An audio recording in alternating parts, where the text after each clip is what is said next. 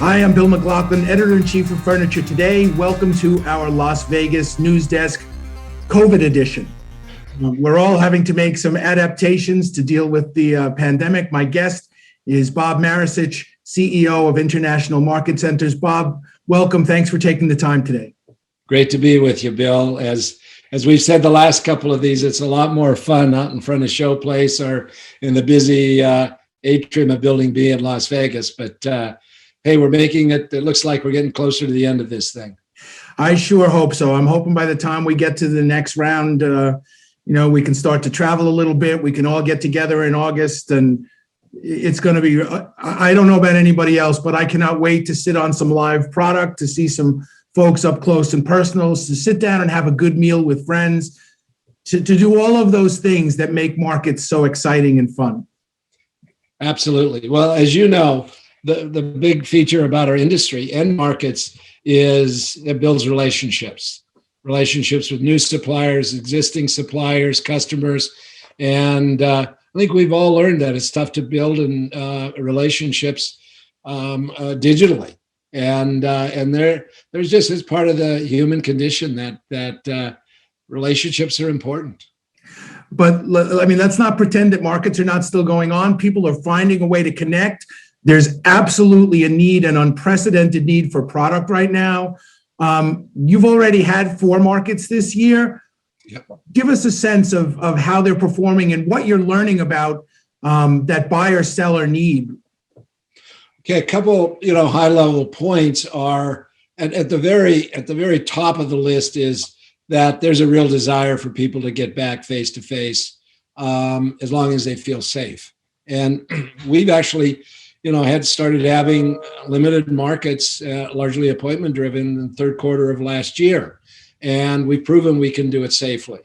And I think there's some reticence of people for getting on an airplane still or staying in a hotel, but that's gradually melting away. And so as this year has progressed, it's been a step or two forward in the journey. And now I'm pretty optimistic that we could be largely out of this as it relates to markets and people getting together by the third quarter. And every market has gotten better. In Atlanta, the apparel show we just recently concluded, largely and a gift show as well, largely a drive-in market. Attendance was back to pre-COVID levels. But again, people didn't have to get on an airplane, and their stays were shorter. But there's a real demand for product. As I read your editorials, you've hit it. I mean, this is unprecedented supply chain disruptions, and people are trying to figure out how to deal with that, and that's entered into the equation as well. It's an interesting thing that the unprecedented supply chain disruption comes at the exact same time unprecedented demand, right? I mean, we've all been waiting for this wave of pent-up consumer demand to hit, and it hits, and it just swamps the supply chain. It is something like I don't think any of us ever foresaw coming. There'll be lessons learned out of it. I will say that it's an incredible time of opportunity for people that do have product, and that's a common buyer motivation in coming to markets. They're not coming for seminars because we're not having seminars. They're not coming for dinners. They're not coming, to kick the tires. They're coming to buy. And so anybody that's at these markets are looking for inventory. And that's real exciting for Las Vegas, because the West Coast has largely not had a market since the middle of last year, which was, greatly diminished. And so where there's an ability to deliver product, there's certainly a demand for it. And over my 40 years in this business, whenever there's demand, good things are going to happen. And you can conjecture that this will last through the year, maybe a year and a half. Maybe people have fundamentally looked at their home differently. I don't know. All I know is right now and for the foreseeable future, there's big demand for anything going into the home. Now, even through the pandemic, IMC hasn't sat still, right? You've launched Juniper, you have digital initiatives you're undertaking. What is your sense of how things are going to evolve going forward?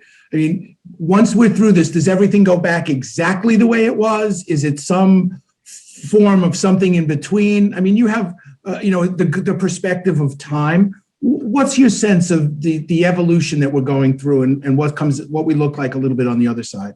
Yeah, I'm pretty sure one thing, and that is we're not going back to the way it was. And I think much like the evolution of retail, where I think it's common knowledge, it's an omni-channel proposition now, that you've got to be competitive at both the digital side and the physical side of things. And when you are and can leverage both, you got a real growth opportunity.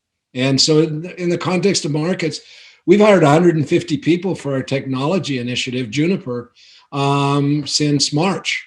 And they, by the way, none of them have ever met face to face with anybody else. We've stood up this business, talk about a curveball, but that's going to enable the productivity at market, after markets. It's going to allow better data, better decision making.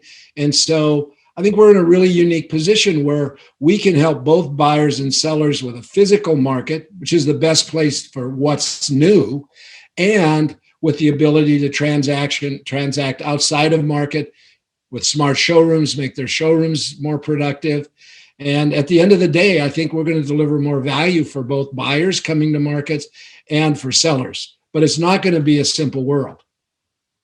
Sure doesn't sound like it. So it's interesting that you compare it to retail and that omni-channel experience.